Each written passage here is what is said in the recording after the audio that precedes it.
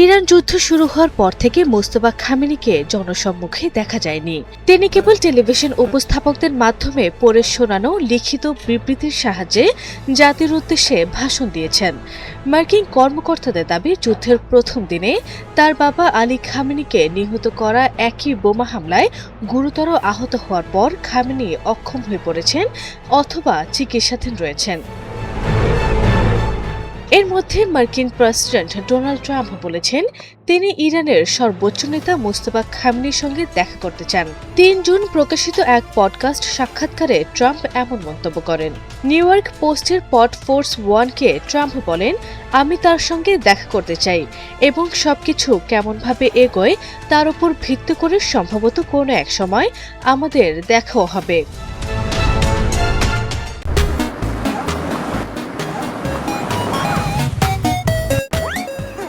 এদিকে গার্ডিয়ানের এক প্রতিবেদনে বলা হয়েছে, প্রেসিডেন্ট ডোনাল্ড ট্রাম্প বলেছেন ইরানের সর্বোচ্চ নেতা মুস্তফা আলী খামেনি যুদ্ধ অবসানের আলোচনার সঙ্গে জড়িত রয়েছেন এবং তিনি তার সঙ্গে দেখা করতে চান। খামেনির শারীরিক অবস্থা সম্পর্কে জানতে চাওয়া হলে ট্রাম্প বলেন, আমি জানি না। তার সঙ্গে দেখা করার সৌভাগ্য বা সুযোগ আমার এখনো হয়নি। ট্রাম্প আরও বলেন, নানা ধরনের গল্প বা খবর যদি আপনি বিশ্বাস করেন তবে তার শরীরের খবর তো জানেনই। তিনি তার শরীরের বেশ কিছু অংশ হারিয়েছেন।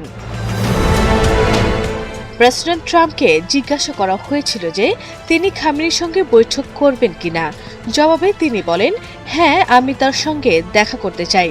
আমি সবার সাথেই দেখা করতে চাই। সবকিছু কেমনভাবে এগোয় তার উপর ভিত্তি করে সম্ভবত কোনো এক সময় আমাদের দেখাও হবে।